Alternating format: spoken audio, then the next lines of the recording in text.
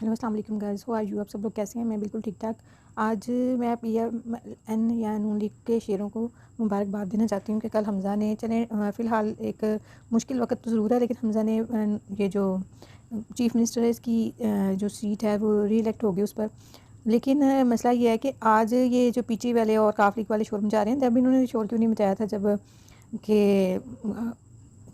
इमरान खान साहब ने अपने लोगों को डी-सीट करवा लिया था उस वक़्त वही रूलिंग है ना, उसी रूलिंग के अकॉर्डिंग टू ये चीफ़ मिनिस्टर बनाया गया है हमज़ा शहबाज़ को।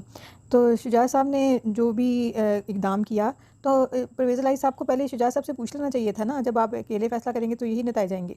असल में फिर वही बात आ जाती है कि अगर इमरान खान जो काम करें उनको तो चाहे अगर वो अच्छा करें तो तब भी माफ़ है, जो बुरा करें तब भी माफ़ है।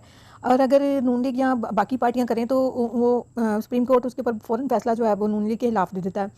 तो बात ये है कि इमरान खान साहब हर चीज़ तो इमरान खान साहब के हक़ में जानी है, क्योंकि अगर एस्टेब्लिशमेंट साथ नहीं होती तो जो एस्टेब्लिशमेंट के कुछ जरनैल हैं वो अदलिया को साथ मिला लेते हैं। अभी आप मुझे बताएँ कि ये जो फ़ैसला आया है उस दिन वो जो फ़ैसला आया था जब पंजाब के लोग डी-सीटेड हुए थे या सुप्रीम कोर्ट। असल में बात वही है कि अगर नून लीग या पीपल्स पार्टी या जो भी और इदारे हैं और भी जमातें करें वो तो गलत है। सुप्रीम कोर्ट उसके हक़ में कभी भी जो है वो इन जमातों के हक़ में फ़ैसले नहीं सुनाती, बल्कि पीटीआई जो भी कहती है उसी के ऊपर, जो पीटीआई कहती है वो उसी के ऊपर फ़ैसला दिया जाता है, उसके हक़ में फ़ैसला दिया जाता है। तो आखिर ऐसी क्या वजह है कि पीटीआई की हर बात मानी जाती है? कोई तो उसके बिहाइंड पावर है ना। अगर ये कहते हैं कि अवाम की पावर, तो देखें इस वक़्त अवाम की पावर का आप अंदाज़ा कैसे लगा सकते हैं? अगर सारी पार्टीज़ अपनी अवाम की पावर दिखाना शुरू कर दें तो जमीयत उलमा इस्लाम फ़े की जो पावर है, स्ट्रीट पावर, वो पीटीआई से भी बहुत ज़्यादा है। अगर लब्बैक वाले भी निकल आएँ और पीपल्स पार्टी वाले भी निकल आएँ और नून लीग भी निकल आए, तो फिर सारी जमातों के जो कारकुन हैं वो निकल आएँ और इस इश्तिहाल में आ जाएँ, तो फिर मामला तो दूसरी तरफ चले जाएंगे, सिविल वार की तरफ चले जाएंगे। और अगर सिविल वार हो गई पाकिस्तान में, तो पाकिस्तान के माशी हालात तो पहले से ही अबतर हैं। तो सिर्फ पीटीआई अपने आप को वही बात के सच्चा, ईमानदार, नेक और पारसा समझती रही तो फिर मामला तो बहुत दूर निकल जाएंगे। ठीक है, अगर फ़ैसले इसी तरह ही आने हैं तो फिर अगर इसी तरह के फ़ैसले आने हैं या इसी तरह के मामलात आने हैं, तो फिर हाँ, नून लीग को भी चाहिए कि वो कॉल दें। और ठीक है, मुल्क जिस तरफ भी जाता है, लेकिन ये आखिर कब तक मामला चलते रहेंगे? काफ लीग, मैंने आपको कहा था ना, काफ लीग जिस तरफ जाएगी वो उसी तरफ वही एस्टेब्लिशमेंट उसी तरफ होती है जिस तरफ काफ लीग यानी काफ लीग उस तरफ होती है जिस तरफ एस्टेब्लिशमेंट होती है। तो आपने देख लिया कि काफ लीग के बहुत से अरकान ने उसको, इमरान खान को वोट दी। इस वक़्त ये तो नहीं हो सकता ना कि आप 4 साल आपने हुकूमत की पाकिस्तान पर, पंजाब पे, पंजाब अगर वो गुज़ार के आपने हवाले किए रखा, तबाही मचा दी आपने, तो फिर पंजाब का लोगों का तो अल्लाह ही हाफ़िज़ है ना। पंजाब एक बहुत ज़्यादा तरक्की याफ़्ता इलाका था। पिछले 5 साल 4 साल पहले तक बहुत पंजाब में डेवलपमेंट हो रही थी।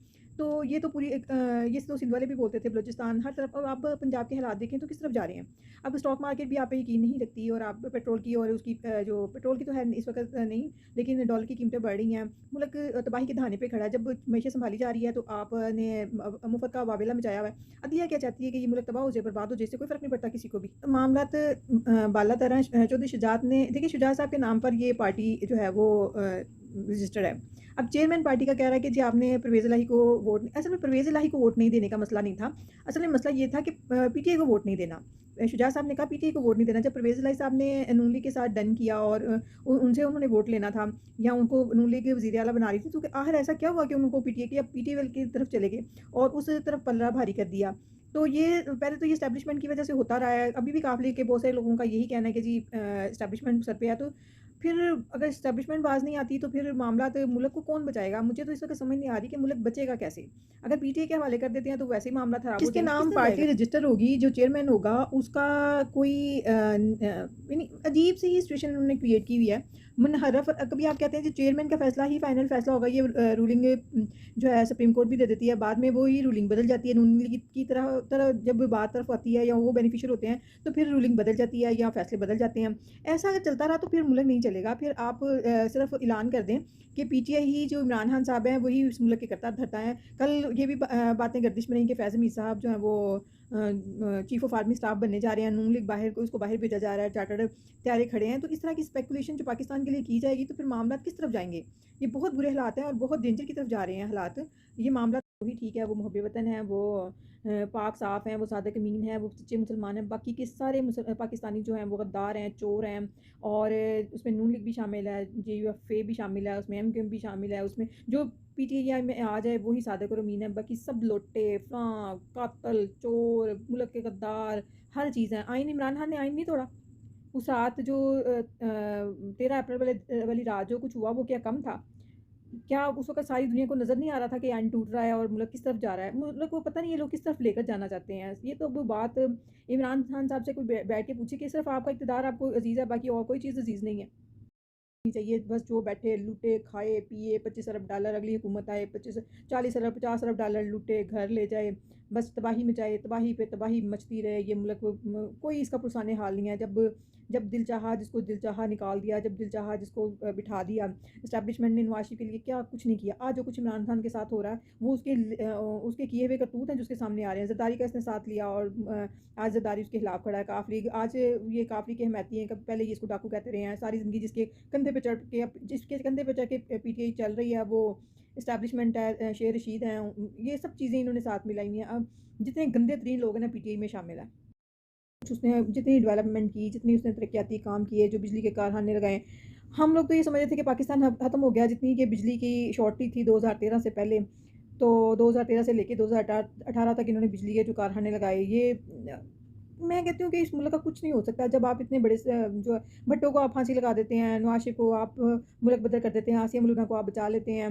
इंडिया का जूस आता है आप उसको चाय पानी पिला के बाहर भेज देते हैं अमेरिका का कोई बंदा आता है यहाँ बंदे मार के चला जाता है रेमंड डेविस वाला उसको आप बाहर भेज देते हैं आप बस ये हमारे मुल्क के लोगों के साथ यही कुछ होना चाहिए जो कुछ हो रहा है और शायद आने वाली नस्लों तक यही होता रहेगा मेरा तो ख्याल है कि नवाज शरीफ साहब को कभी भी पाकिस्तान में आना नहीं चाहिए आके तरक्की करनी नहीं चाहिए बस जो बैठे लूटे खाए पिए 25 अरब डॉलर अगली हुकूमत आए 25 40 अरब 50 अरब डॉलर लूटे घर ले जाए बस तबाही मचाए तबाही पे तबाही मचती रहे ये मुल्क कोई इसका पुरसाने हाल नहीं है जब जब दिल चाहा जिसको दिल चाहा निकाल दिया जब दिल चाहा जिसको बिठा दिया इस्टेब्लिशमेंट ने नवाज शरीफ के लिए क्या कुछ नहीं किया आज जो कुछ इमरान खान के साथ हो रहा है वो उसके किए हुए करतूत हैं जो उसके सामने आ रहे हैं जरदारी का इसने साथ लिया और आज जरदारी उसके खिलाफ खड़ा है काफली आज ये काफली के हमायती हैं पहले ये इसको डाकू कहते रहे हैं सारी ज़िंदगी जिसके कंधे पे चढ़ के पीटीआई चल रही है वो इस्टेब्लिशमेंट है शेर रशीद हैं ये सब चीज़ें इन्होंने साथ मिलाई हैं अब जितने गंदे तरीन लोग हैं ना पीटीआई में इन फैसलों की वजह से हम लोग तो नवाज शरीफ को यही कहेंगे कि मत करें इस मुल्क के लिए कुछ भी रहने दें ये मुल्क इस काबिल नहीं है कि इसके लिए कुछ किया जाए इस कौम के लिए कुछ भी नहीं किया जाना चाहिए इमरान खान की तरह इस कौम को गालियाँ सिखाएं मार दें जैसे वो कहता है जी टीवी पे हमला कर दें सिविल वार कर दें आजकल उसकी पूरी कोशिश है कि सिविल वार हो जाए और मुल्क की तबाह ये नहीं आप देखें ना रोज़ वो एक ही बयानिया देता है कि निकल आओ कत्ल कर दो मार दो पकड़ लो उसको घसीट लो जब तक पकड़ोगे नहीं ये नहीं होगा वो नहीं होगा ये नहीं कि आप उसकी सोच देखें ना कि हर टाइम वो लोगों को उकसाता रहता है लेकिन उसको रोकने वाला कोई नहीं है कोई उसको रोकने वाला नहीं है नवाज शरीफ को निकाला नहीं गया क्या जरदारी को निकाला नहीं गया क्या बेनज़ीर को मारा नहीं गया क्या वो जो आपका भट्टो है उसको फांसी नहीं लगाई गई क्या नवाज शरीफ को जेल में नहीं रखा गया क्या जरदारी को जेल में नहीं रखा गया नून लीग के सब अरकान को आपने जेलों में डाल डाल के तो उनके ऊपर इल्ज़ाम